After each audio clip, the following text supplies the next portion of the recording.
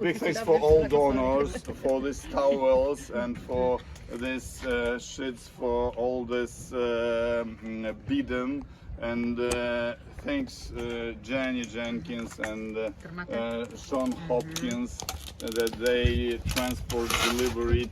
Here we are in Lviv in Superhumans, and here it's a magical place that doctors, staff, managers, they are really good organized, and I think that it's one of the best place in the world for organizing help, support for warriors who lost their limbs and after trauma, injured, and also it's one of the best technology with the prosthesis, and thank you that you are continuing and helping for veterans, for warriors, and not only warriors. We will see today that it's a lot of children, it's a lot of civilian people, refugees, a lot of just simple Ukrainians, and not only Ukrainians.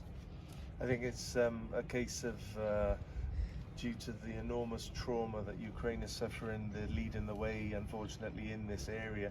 And we're going to have a conversation today and see what more help we can bring to this facility. It's the first time I've been here. Previously in Lviv and Broken and various other hospitals. But yeah, it's great to see what they're doing here today and how we can help them further. And we'll be back soon. Yeah, we've just met a young soldier who's lost Yes, a yes, limb. his name Herman, and he's Herman, providing just all physical activities, sport activities. And he's just explained to us that he's just come back from Norway, and that the Ukrainian team had won a silver medal. Yes. It just shows the power and resilience of these young men and women, that they do see a future. And the future is there with people like we are here today, with your support as well. And they need things for sports equipment as well. So things like wheelchairs, for basketball and other equipment. So anything you can supply. And of course medical stuff like we've got here now. And very important is linen and towels as well. So continue to support this. There is an amazing building here. And although it will be emotional, we are looking forward to see what they have here, because from the outside it just looks amazing. So thank you. And most important, it's amazing superhumans inside, and big thanks for doctors, for all managers, for all medical staff who are created this amazing place, the place of power. Thank you everybody for continuing helping for Ukrainians, for Ukrainian warriors, and we will win. We will win together, definitely. Слава Україні! Героям слава! Дякую вам. Дякую вам, дівчат, дякую.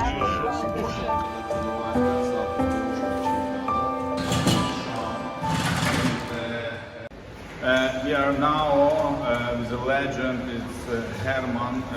He is but it's true. Yeah, he's providing superhumans in sport activities.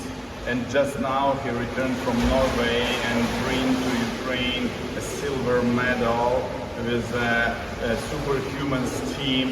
And we are now in a swimming pool in Superhuman Center. And now our guys are training, and they are without limbs, without legs, and without hands. But it's possible here now create on 3D printer, even in special things for everybody. And this is important that it's an individual things that is possible to use during swimming and for training. And they have all equipment, they have possibility to do underwater massage, they have a stream that are creating possibility to swim with different speed, and also they have, most important, it's instructors, trainers who are training guys to swim in without leg or without hand, with the special equipment. And yeah, big thanks for Herman and for all donors and for all who are supporting and helping and More donating. people who supported this program, yes. Yeah, big thanks. And so this It's a very big work. And again, it's you as well, people who have been injured, what you put into it as well and what you get out of it as well. Without you, your positivity to do this and continue and help.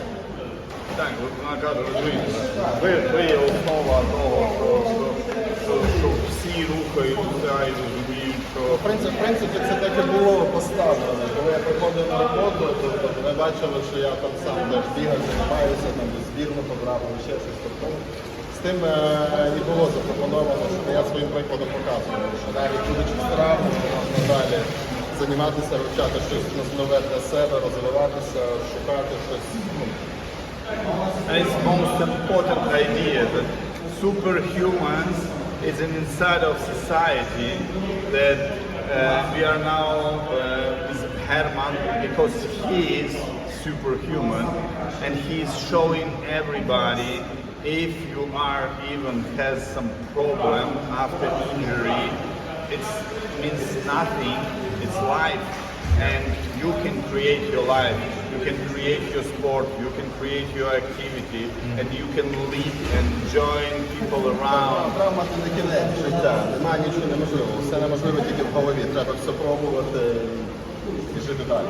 Yeah, even I hear from one of the sportsmen who lost one of the limb.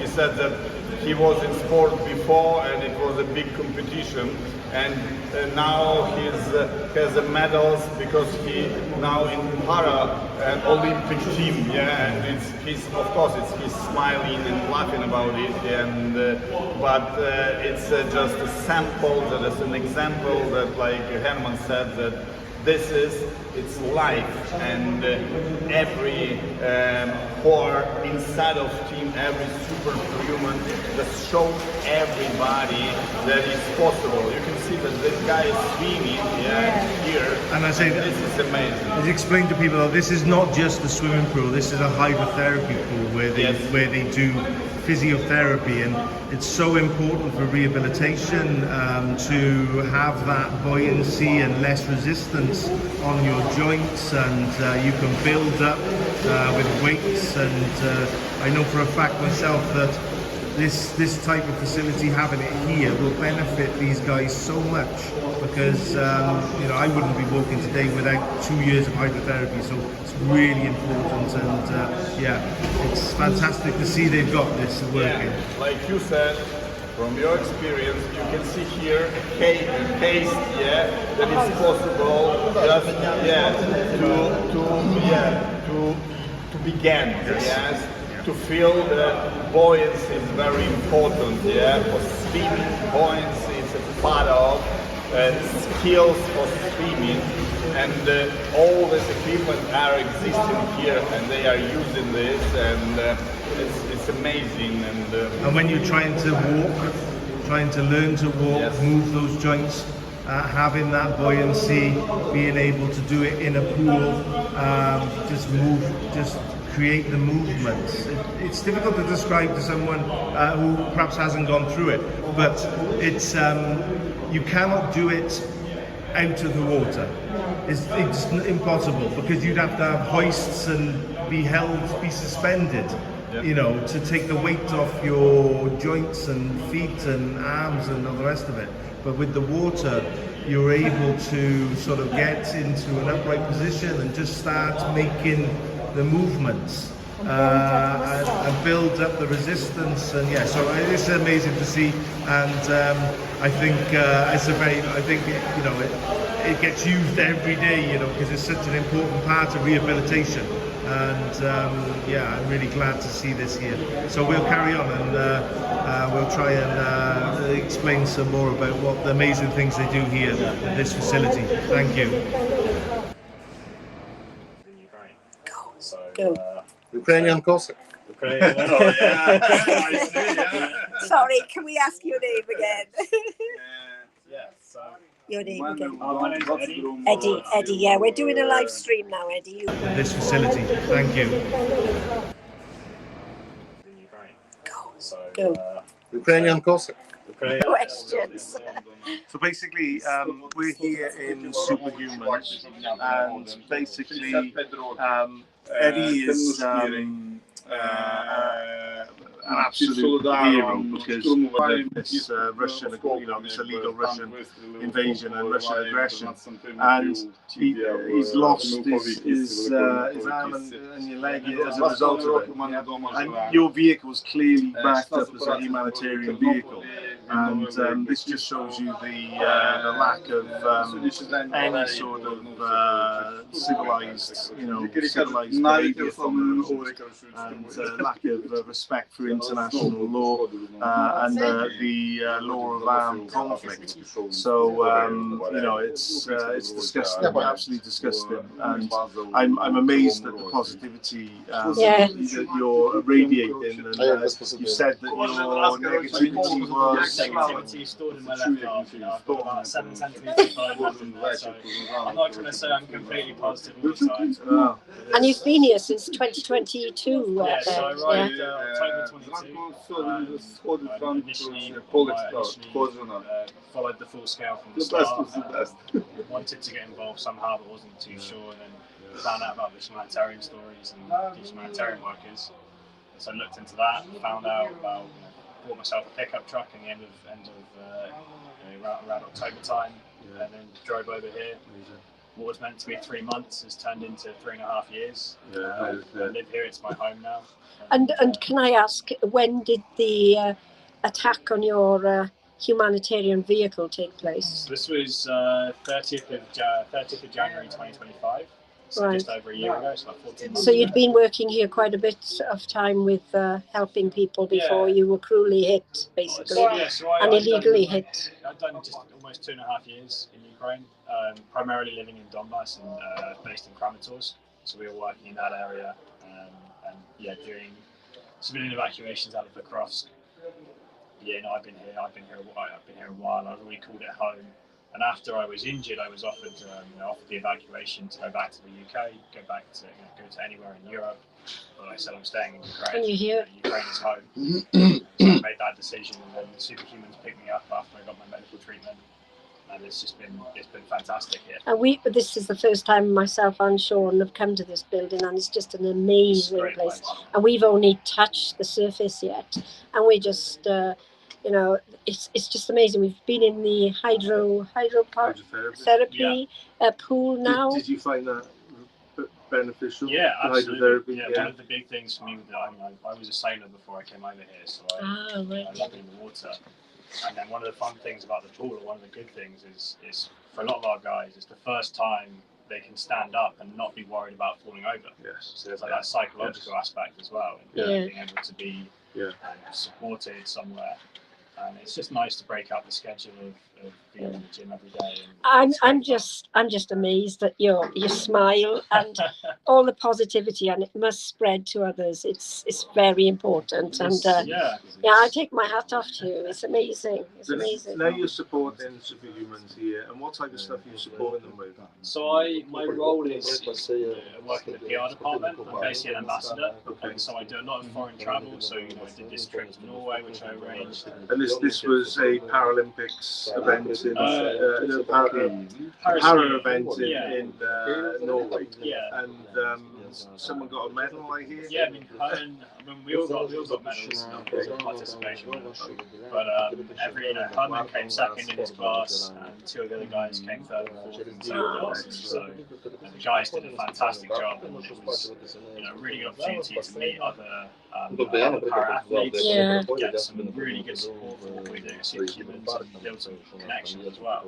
So a lot of my job is working on building connections, working on introducing Western organisations to Superhumans. And also working with guests, promoting the centre, showing off the centre. But a lot of my work is also advocacy work. So I work with foreign patients in Superhumans. I provide them with support, provide them with, same as these guys at the department. I've been through the process. I know what to expect, so I can help the guys go through the process as well. And everybody here has a disability through a limb or two limbs or whatever.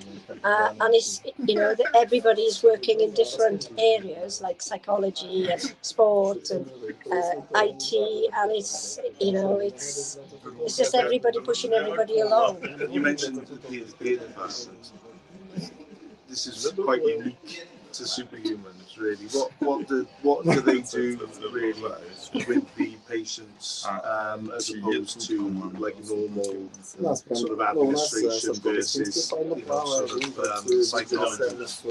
A lot of it is just we do direct evaluation, so we have some of our patients will turn up at our centre within 48 hours of arrival with their injury.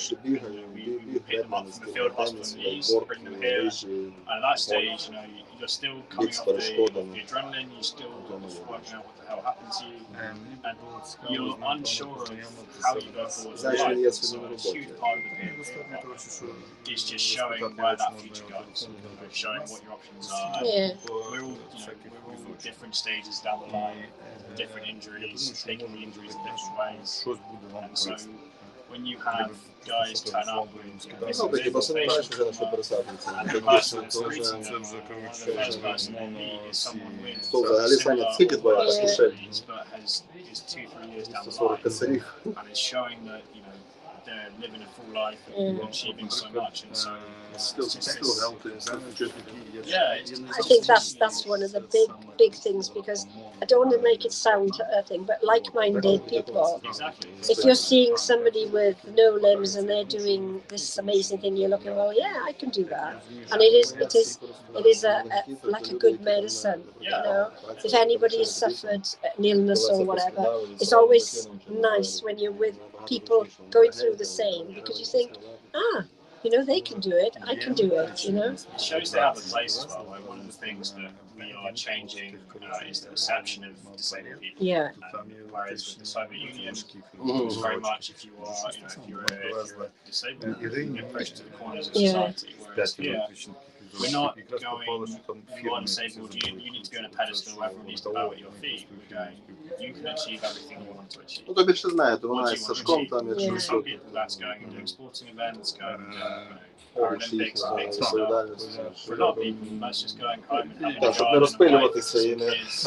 And we Є show люди, them які that that's в тому whatever you want to do працюють, is possible. Yeah. Just tell us вони what є you want, we'll фахівці в figure своїй it out. справі, тому And all these guys, Herman's got family and does sporting events. A lot of the guys have some of our guys hold records, for what they've done, and it's just across the board, everyone's achieving stuff, and that's what we.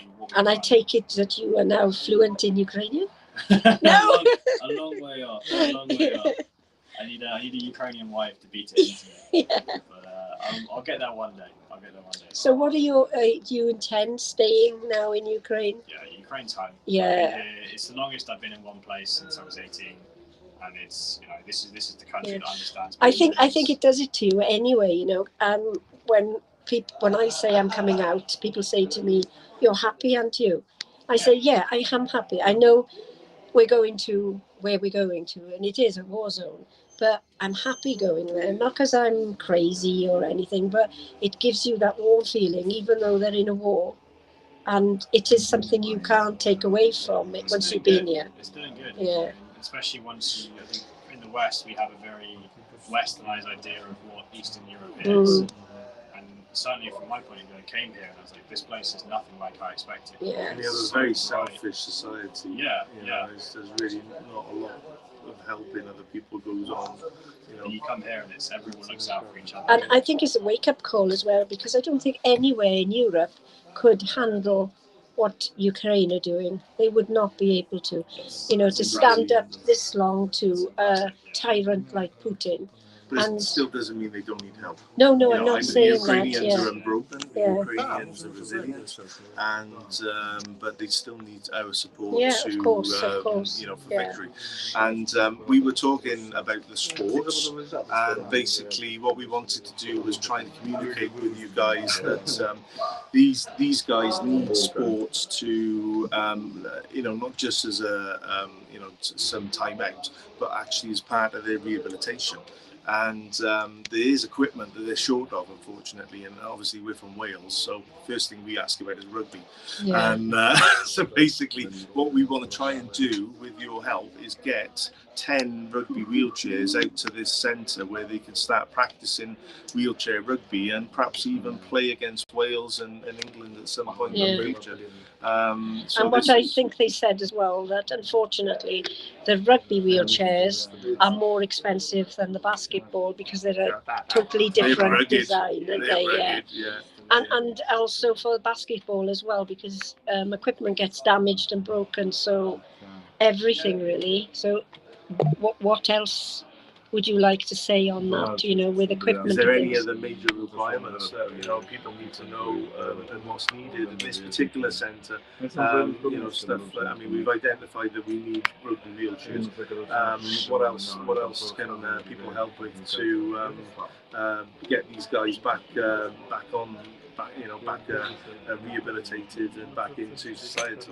We're starting at a third centre, so we're working in centre in Odessa at the moment. It's still currently being finished off.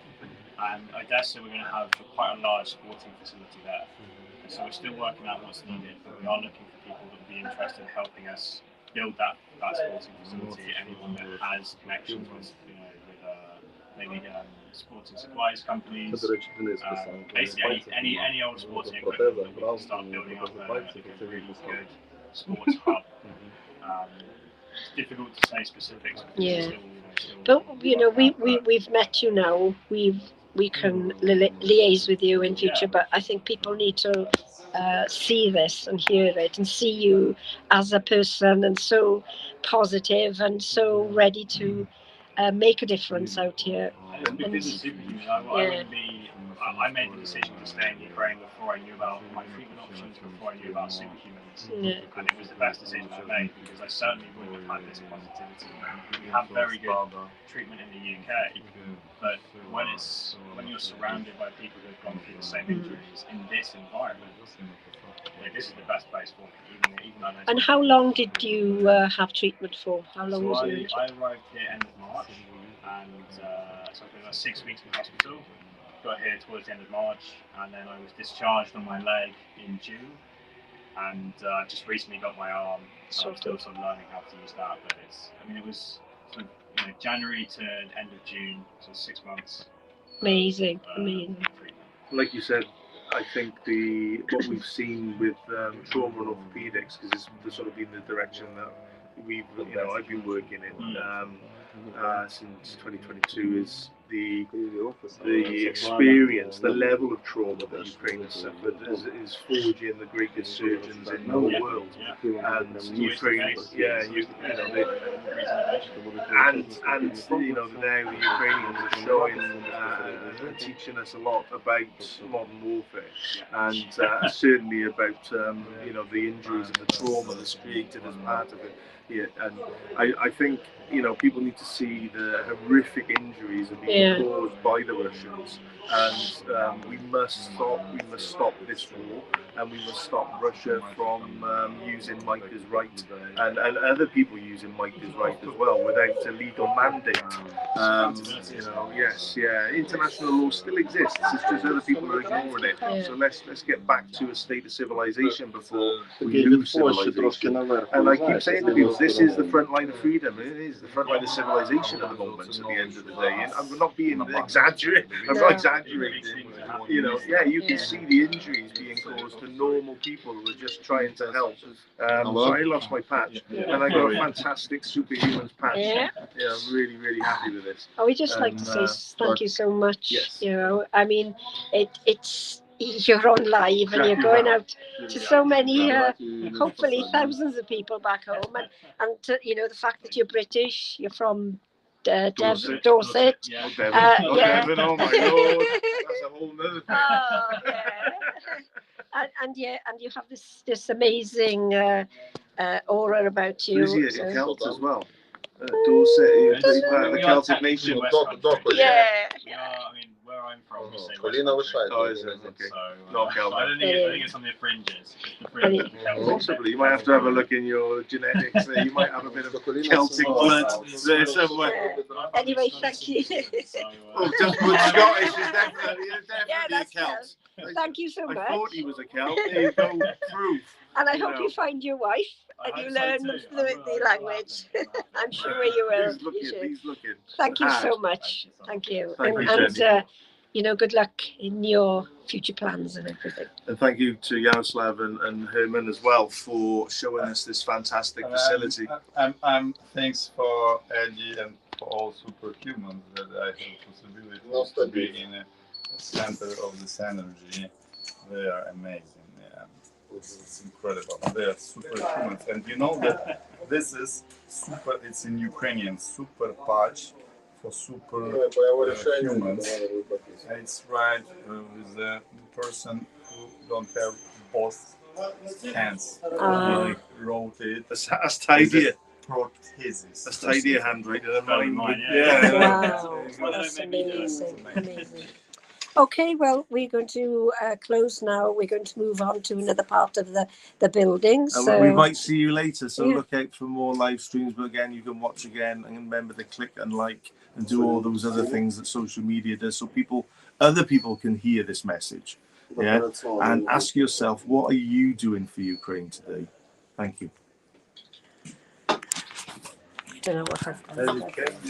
So once you've healed up, you've gone through the surgical process, starting the gym, start working out, getting your strength up, getting your balance up, getting used to getting your body ready for that next stage of physical exercise. And then it's your first prosthetics, which are like a clear plastic prosthetic, which can be heated up and molded and can be changed depending on where pressure is, how comfy they are. You start getting used to walking, getting used to just balancing, taking steps, activating the leg because you have to step in a certain way for it to activate, and building confidence as well. A lot of it is building confidence. Just progression, starting with the parallel bars, moving on to using one hand if you still have two hands, focusing more on balancing, progressing to sort of walking up and down the longer part of the gym, going over different terrains, practicing lifting your legs up or lifting your feet up higher, and then so the final process is going outside and going into the real world. What was the most beneficial part of the process you found personally? Going outside. Definitely. Going outside. So you can manage everything inside. You have flat surfaces. You know where the challenges are going to be. You know what the terrain is going to be. It's a short space. You're well supported. But once you go outside, and especially in Ukraine, it isn't geared up for this kind of stuff. And so going outside and actually encountering the real world is where you really learn. Was that on your own? Partially on my own, Yeah. but also with friends going out. We have there's different surfaces outside, and part of the rehab will just be walking around outside the centre. There's cafes, so we'll be going to cafes. Yeah, because I found that as soon as I had that independence back, it was just absolutely amazing. Being able to go somewhere on your own without other people, supporting you. And for most people, that's once they have the leg, because you don't. As soon as you get the leg, you're allowed to use it outside the gym. For the first couple of weeks, they want to make sure that your technique's okay, that you're walking properly. What I noticed as well, some of the soldiers or the ones that are getting prosthetic limbs, I've got chunky, big plastic equipment, and yours is very slim and sleek, and so you have to go through a number of stages before you get the finished product. We'll head downstairs in a second, so I'll be able to explain it more down there. But you start off, when you lose a limb, your leg is initially the same size as your. Well, initially it's bigger, but then once you've healed up, you have the same muscle. That's the swelling going down. Yeah, and as you atrophy, because you don't use the leg, you don't use the stomach the same amount, so the muscle, the leg atrophies, And so for the first 2 years, you need a new socket roughly every 6 months. Because you're building up that muscle. Normally you're losing muscle. Or losing. Because you're not using the leg as much as you can't train it as much as if you have the full leg or the full arm. So there's a lot of like losing muscle. The stump will shrink, the socket will get too big, and so it's a process of getting new ones, and as your body changes, updating the sockets and stuff like that. So it's a constant process. It's forever. You don't grow these limbs back, and so roughly, for the first 2 years, it's roughly every 6 months you need a new socket. But after that, it's roughly every year. But there's also the possibility for future surgeries, like maybe nerve block treatment. And so it's a constant process. And our model is everything is free. So apart from more fancy prosthetics, the basic stuff, everyone gets their treatment for free, and that's long term as well. And the idea is these guys have sacrificed. They have, it wasn't their choice that Ukraine was invaded, and so they shouldn't have to suffer financially because of their decision to go to the front lines. And with the fancier legs, which is what I've got, this does cost as a patient, but we also have fundraising that helps to cover these things. We find that if we have, once people's stories are told, it's very quick to fundraise because people want to help these individuals. And they see the benefits as well. They really see how much a prosthetic like this makes a difference in someone's life. Yeah, it's just amazing. Yeah. Good stuff. That's good stuff. Let's head down to the lower limb prosthetics. The lower limb prosthetics. If I do a quick like I'm falling, it'll catch it, but it won't do any resistance like this way. So it won't straighten. So that's like one of the areas. That's one of the areas that the neck is going to come from, is straightening the knee, because that's very, very difficult to replicate on a prosthetic. So that's like the next generation of prosthetics will have that next level of control. But with this one, we're just not quite there yet. I mean, I think this is about 2 years old, this one. Right. The previous model was 10 years old, so it took them 10 years to make this better. Like, it's not like an iPhone where they just throw on a new camera and then suddenly you buy a new phone every year or buy a new leg every year. And this is 70,000 euros. They want to make sure that, if you're, for us, I had a donor pay for it. But if you're going through insurance or if you're paying for yourself, you've got to make sure that when you release a new leg, it's worth that upgrade. It's worth the money. So, the difference between this is called the Genium X4 and the X3, which was the previous model. Like, they're both, the X3 is a very, very good leg, but the upgrades are still noticeably better. So it's a long process and it's a very big process. So will you have new limbs again? Yeah, so I'll probably keep this one. I think the warranty is about 7 years, but they expect it to last about 10 years. And will that be able to be used by somebody else or an ace scrapper? It depends on the lifespan of the computer in there. I have seen charities that do repurpose old prosthetics, but I don't know because this has got I don't know if the computer has a certain life cycle on it. But for mechanical ones that are just behind you, those are very easy to redo, remake, replace parts, and then they can be transferred on. But this is what we give all of our patients all of our above knee patients as basic. So this is a above knee prosthetic. This is the mechanical knee.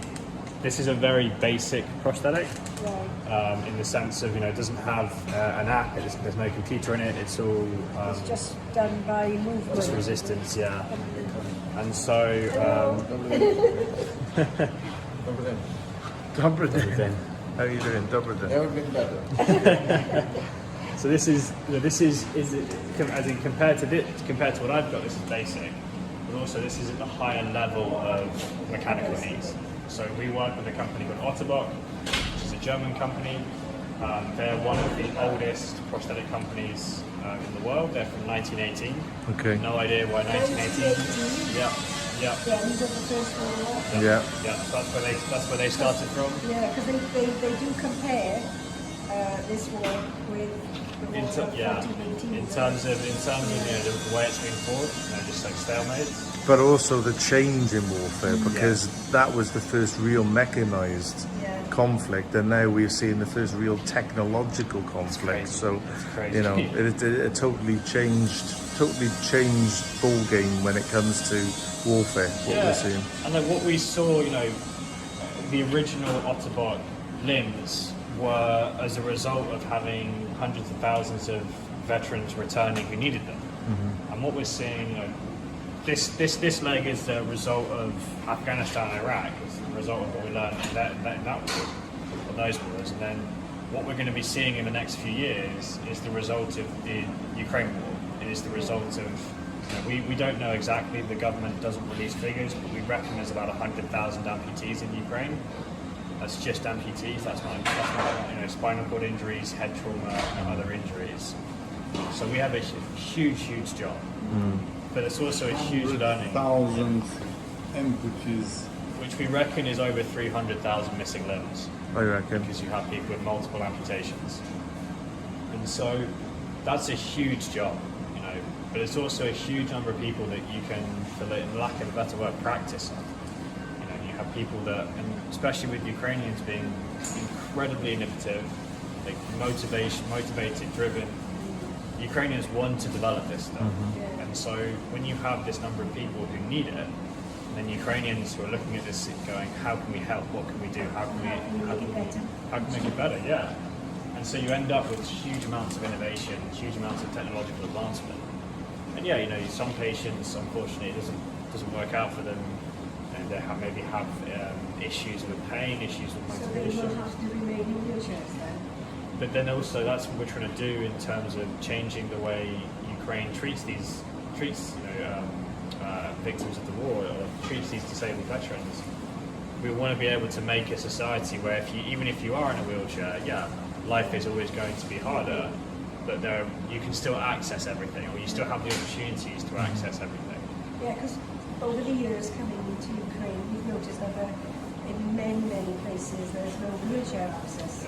All the wheelchair access is like that. Or non-existent. Yeah. We went to a place the other day, and that's got to change. Or you get trapped in a lift for 12 hours. And then, And there is always going to be, when you are disabled, especially to the level that a lot of Ukrainians are disabled to, there are some things that will never be, you'll never be able to do again. That's just life, and that's it's just part of accepting your injuries, accepting you are different. And part of what we do is building into that acceptance. You're different, but also that means you have different opportunities. Maybe you'll be able to do something that you didn't do before. Maybe you'll be, because of your injury, because of what you've been given through the opportunities through Superhumans or through other initiatives in Ukraine, maybe you can achieve more than you could have done beforehand. And so it's just giving the guys this idea of what's possible. And we're seeing that. And never giving up on them, basically. Exactly. It's working. Making them feel that they're doing something, and they can be of use to society. Yeah. How many want to go back with their units? So we have about 30% of our patients go back to fighting. Wow. And that's the majority of that is below knee amputation. So most of the guys from below knee, it's okay, it's a little bit. Most of the guys from below knee mine strikes, and so relatively localized damage. And a lot of them is as long as they can run, they're game on. They're going back to it. And so a lot of the guys, it's unfinished business. Aspect of getting revenge is one there. But yeah, about 30% of our guys go back to fighting. But there's a big sort of brotherhood, isn't there, within the military? So I think they do miss that when coming away from it. Yeah, and for me, the hardest part for me, I was a sailor before I came to Ukraine. I was busy. I was using 4 limbs to live my life, and the hardest part for me after getting injured it wasn't so much learning to live with 2 limbs, but it's being out of the environment where I thrived with 4.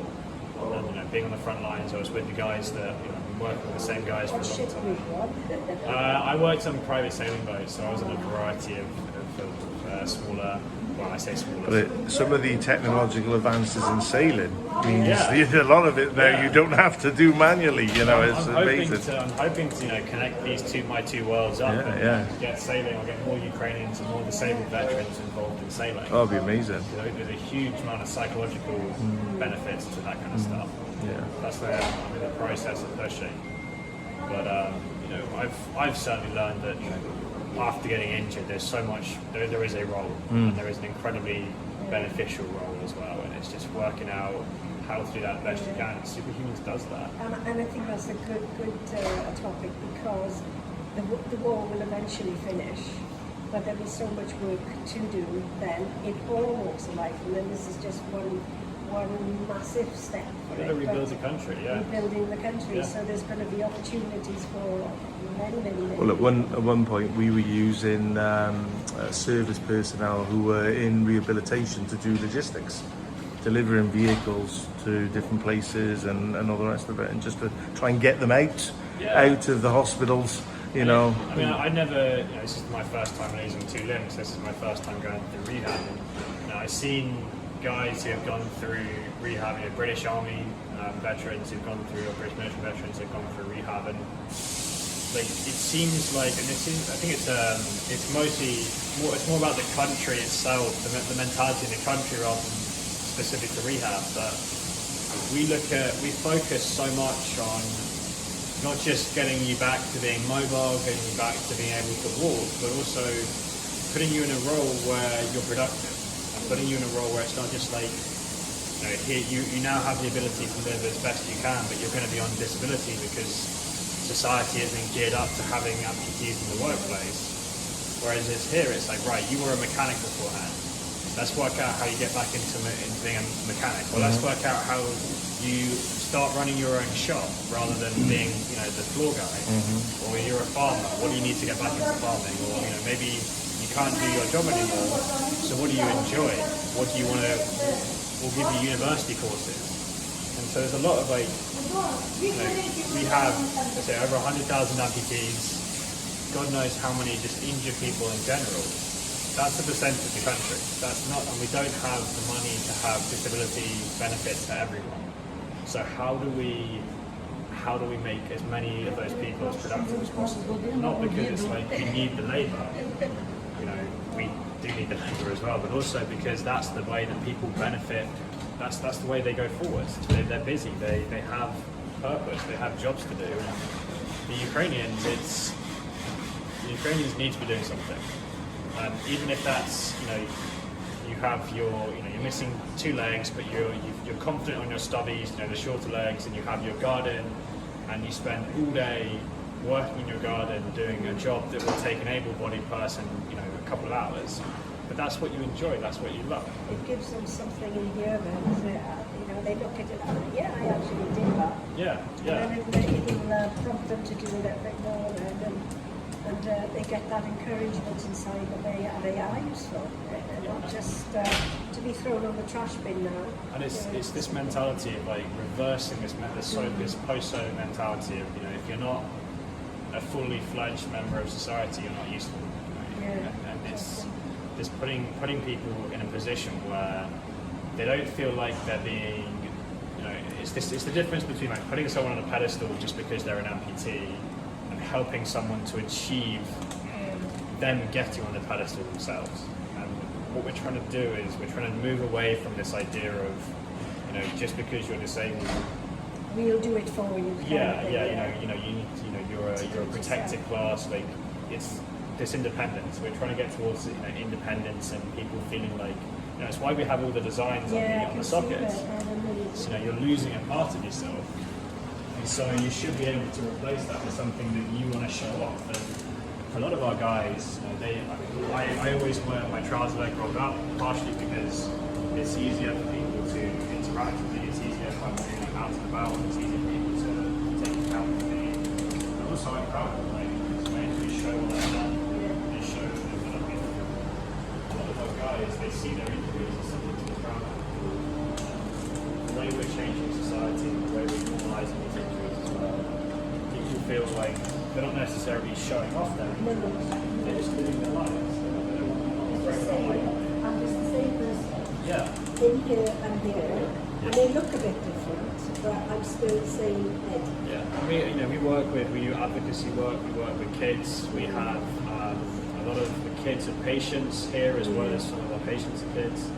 And so all of it is about normalising these injuries, normalising the fact that there are people in this country with amputations. And the way that I see the UK does disability access, like the support in the UK is very, very good. They have loads of, it's definitely changing, but there's lots of good initiatives, or at least the ideas of good initiatives in the UK.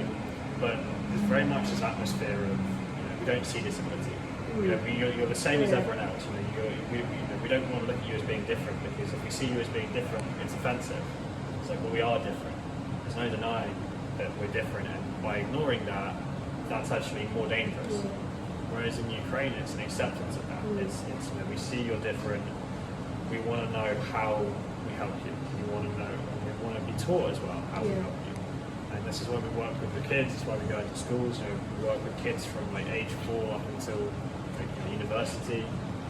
Here in Ukraine. You're here in Ukraine, yeah. And it's about literally at that young age, like 4. We were in a school a few weeks ago, 4 or 5-year-olds. And at that stage, you can't explain why. You can't explain what happened. You can't, it's just not. They're too young to understand it. But what you can do is you can show them the limbs. You have workbooks for them. We have cartoons, and so they can just start to see, oh, that person, that's normal. That's. Did you ever have children with? We hide what we're doing. So by sharing that, by increasing the cooperation between centres, by working with foreign centres as well, and we spoke at the rehab centre in Norway that was interested in work with us. Everyone benefits. We share, everyone learns. Amazing. It's good fun. Yeah. It's good fun. It's a good centre to be part of. Which is these ones you can't really see. It's not a very good example of one here, but just below knee prosthetic. This is a more manageable injury. This is just replacing one joint in the ankle as opposed to 2 joints or 3 joints in this case. This is for a thing called a hip disarticulation. So this one and just on the other side. This is for when the patients have no bone left in the hip. So this is complete removal of the bone. So this part here acts as the prosthetic hip joint. This is a very, very difficult level of amputation. And a lot of centres don't do this. So the fact that we do, we put a lot of work into learning about this and making sure the guys with this level of injury are able to get back into just living. So this is very difficult, but also very manageable when it comes down to it. So those are sort of the 3 levels. So say lower, below knee, above knee, and then this articulation. The more joints you have, the more meat you have. I'm about about 2/3, between 1/2 and 2/3 of the way up. So I still have a good amount of meat to be able to live a very active life. But for me, so I'll show you guys. There's some weight issue coming to it as well. I mean, you're quite slender too. I was like, oh my God, it's not heavy. It's lighter than the real thing. Oh, it's quite heavy. Yeah. Quite heavy. So yeah. Because he is most heavy next there. He's where the weight is. He needs to go to the gym. But for the weight of the leg, you don't really notice it because it's not like I'm carrying it around all the time. It's just I'm standing on it, and you need that weight, that momentum, to help walk. Yeah. And at the end of the day, I'll take it off, and it's like nice to take it off, nice to lie down. But I've done busy days, and you get tired, but it doesn't feel like you can't walk with it. And the worst. To balance, you have to learn to put pressure on the legs. So we have these are called stubbies. These are the shorter legs, and these are really interesting because what we've got here, this is like the traditional The clear plastic is like a traditional way of making sockets, which is like having the plaster cast of the stump, which then turned into a negative, and then you have clear plastic stretched over it, and then you do a similar process for the carbon fibre. Whereas these are 3D printed, and so this is a test socket. This is the patient's first socket, the same as the clear plastic ones just down there. So this will do the patient a couple of weeks, maybe a month or two, and then we'll print them as a more rugged socket. This is beneficial. This isn't very strong, but it's good because you can heat it up and you can mold it. And so if there's chafe or wear in certain places, you can adapt it. But the benefit of doing 3D printing is if you want to replicate it, you just print another one. You don't have to go through the whole process, and particularly, your stump tends to shrink in a uniform way. And so if you want to, if you found the stump is too big, or the socket is too big, you just shrink the design by however much, reprint it, make it, if they say, oh, there's pain in this part, well, then you just adapt that slightly on the computer program. Drawing, yeah. But then you have a record of everything. Right. So the 3D printing is really, really interesting stuff, and it's just the way we're taking that forward is really beneficial.